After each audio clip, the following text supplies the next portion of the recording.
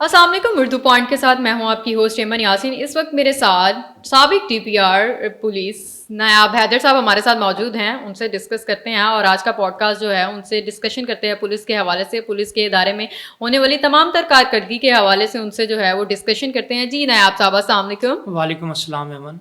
जी नायाब साहब, सबसे पहले तो आपसे सवाल ये किया जाता है कि पुलिस छोटे मोटे डाकुओं को तो पकड़ लेती है, हमारे माशरे में नॉन स्टॉप जो है वो डकैतियां हो रही हैं, क्या बड़े मगरमच्छ जो हैं उन पर हाथ नहीं डाला जाता? नहीं अमन, ऐसा नहीं है। हम्म। पुलिस तो जो कार्रवाइयाँ हैं सारों के अगेंस्ट जो है वो जो है बिला इम्तियाज़ करती है। और जहाँ तक आपने कही बड़े डाकुओं को, तो मैं आपको एक वाक़या सुना देता हूँ। ये उस वक़्त परवेज़ इलाही चीफ मिनिस्टर पंजाब थे। अच्छा। तो ब्रिगेडियर सईद साहब थे कैवलरी ग्राउंड में। तो हाउस रॉबरी में वो मर्डर हो गए। अच्छा। अब गवर्नमेंट बहुत इस पर एनॉयड थी और वो डीआईजी ऑपरेशंस थे आमिर जुल्फ़िकार खान साहब उस वक़्त। तो सीएम साहब बड़े नाराज़ हुए। उन्होंने कहा मुझे 1 हफ़्ते के अंदर अंदर ये बंदे चाहिए, वरना आप लोग अपना सोच लें। ये बहुत जिस तरह गवर्नमेंट सीएम गुस्से में जब कहता है जो बात है, तो खैर वो टीमें सारी लग गई इसके पीछे। अच्छा। अब इसमें 2 चीज़ है। एक तो आपके सवाल का जवाब है कि जी वो कि जी आप छोटे चोरों पर, डाकुओं पे हाथ डालता है, बड़ों पर नहीं। दूसरे ये है कि पुलिस कामयाब किस तरह होती है अगर सोसाइटी उसके साथ मिले, सोसाइटी कोऑपरेट करे, लोग कोऑपरेट करें, तो वो किस तरह कामयाबियां हासिल कर सकती है। 2 चीज़ें इसके अंदर है। मोडस ऑपरेंडाई का पता चल जाएगा, तरीक़ेकार क्या था उनका, डाकुओं का। पुलिस किस तरह उन तक पहुंच पाई, ये चीज़ें आ जाएंगी इसमें। तो ये गैंग था। तो अब पुलिस ने अपनी पूरे घोड़े दौड़ाने शुरू कर दिए।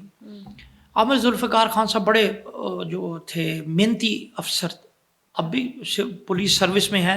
आईजी पंजाब भी रहे, आईजी मोटरवे भी रहे वो। तो उन्होंने फौरी मीटिंग कॉल की, उनको बुलाया, भी टास्क दे दिया तमाम एसपीज को। अच्छा। कि भाई ये अब इसका सुराग दिया एक बच्चे ने, जो पड़ोसी बच्चा था, जिनके नेक्स्ट डोर नेबर था ब्रिगेडियर सईद साहब का। तो पुलिस जब इन्वेस्टिगेशन करते हुए पहुंची तो कुल खानी, और हम वहाँ जाके कुलों पे भी गए। अच्छा। मैं भी साथ था, डीआईजी साहब भी साथ थे, मुतलका एसपी भी थे, डीएसपी, एसएचओ। तो एक वो घर का बच्चा था, होगा कोई 11-12 साल का। तो वो वहाँ फिर रहा था, तो बच्चों से को बातें कर रहा था इसी वारदात रिलेटेड। अच्छा। तो हमारे एसएचओ ने उसको देख लिया बात करते हुए, तो वो उसके पास गया, जाके उससे बात की। उन्हें कहा अंकल मैं उस वक्त टेरेस पे था। अच्छा। तो जब ये वारदात हुई है तो वो जो बंदा निकला है ना, वो पठान था। एक क्लू उसने दिया। दूसरा क्लू कि उसके चेहरे पे कोई 1.5-2 इंच का कट था। अच्छा। अब ये 2 क्लू पुलिस को मिले। खैर वो 6-7वें दिन वो हम डीआईजी ऑपरेशंस की मुझे कॉल आई कि नायाब एक बंदा इन्होंने पकड़ लिया है। एसपी मॉडल टाउन थे हुसैन हबीब इम्तियाज गिल, आजकल वो डीआईजी हैं। तो उन्होंने कहा जी कि वो नायाब तुम वहाँ उनके ऑफिस पहुँचो, मैं भी वहीं आ रहा हूँ। वहाँ चले गए। वो बंदा पकड़ा हुआ था उन्होंने। उसको पुलिस का जो होता है रवायती तफ्तीश का तरीक़ेकार, वो उस पर आजमाया हुआ था उन्होंने। तो वो कह रहा था जी मैंने किया जी। तो वो भी कह रहे थे, एसपी को कहा भी तुमने खुद किया? उन्होंने कहा जी मैंने अपने सामने बुला के किया है। तो उन्होंने कहा इस पर, वो कहते सर कोई बात नहीं, आज रात इस पर हम करते हैं ना, वो एसएचओ और डीएसपी, कि आज रात इसको हम गर्म करते हैं तो जनाब ये सारा कुछ उगल देगा। उन्होंने कहा नहीं नहीं, ये मान जो रहा है तो फिर इसको करने कुछ कहने की क्या, जब मान गया हुआ ये। और उन्होंने कहा अच्छा भी तुमने ये वारदात की है? वो कहे जी हाँ जी की है, क्योंकि उसको 2-3 लगी लुगी होंगी, तो हम तो बाद में पहुंचे हैं कहीं। उन्होंने कहा जी, उन्होंने कहा अच्छा तुम जिस घर में वारदात की है हमें वो वहां ले जा सकते हो तुम? अच्छा। वो एसएचओ बोला। उसने कहा हाँ जी सर लेके जाएंगे। अच्छा हम लेके चलेगा, क्यों नहीं लेके जाएगा? उन्होंने कहा नहीं ठहर जाए, तुम ले जा सकते हो भी? उन्होंने कहा हाँ जी। उन्होंने कहा नायाब पुलिस की गाड़ी में आप बैठो, इसको अपने साथ बिठाओ आगे। 2 कांस्टेबल पीछे बैठेंगे, आप गाड़ी आगे लगाओगे, मेरी गाड़ी पीछे होगी। अब उन्होंने किसी एसएचओ को भी, किसी पुलिस वाले को भी साथ नहीं बैठने दिया।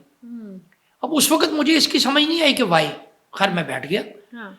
उसने बताता गया, चलते चलते वो सीधा ब्रिगेडियर साहब के घर ले गया हमें। अच्छा। फिर उसने बताया कि जी मैं, इतने लोग थे, हम इस तरह आए हैं, मैं अंदर गया हूँ, अंदर से रेजिस्टेंस हुई है, तो घबराहट में मुझसे फायर चल गया, अच्छा। और उसी तरह से फिर मैं वापस जंप करके इस खिड़की के जरिए निकला हूँ। वो तस्दीक हो गया कि भी सही है। अच्छा। अब मैंने बाद में पूछा आमिर साहब से कि सर आपने ये क्यों, उन्होंने कहा देखो ये जो एसएचओ नेचुरल लेवल होता है ना, ये किसी वक्त मतलब जब प्रेशर आया होता है पकड़ने के लिए, तो किसी वक्त कोई हैंकी फैंकी भी कर जाते हैं। तो यही मैं, मेरे ज़हन में था कि मैं इसको पूरा मैच्योर करूं। अच्छा। तो वो, अब आप ये देखें कि फिर उसने अपना बताया कि जी हम कराची से आते थे। अच्छा, मतलब वो कराची से वारदात करने के लिए लाहौर आते थे? लाहौर अच्छा। आते थे। 7 मेंबर्स थे वो। एक बंदा रेकी करता था, 6 बंदे एक्ट करते थे।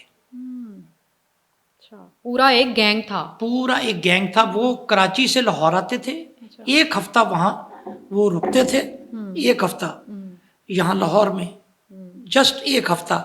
और एक बंदा रेकी मुकम्मल करता था। 1 हफ्ते से भी कम रुकते होंगे मुझे, अब क्योंकि बहुत पुराना वाकया है।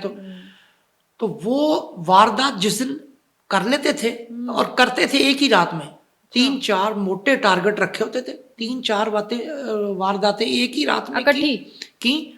नेक्स्ट डे फ्लाइट ली और वापस कराची। अच्छा, कोई क्लू ही नहीं। लेकिन अमन, पुलिस ने उनको भी पकड़ लिया।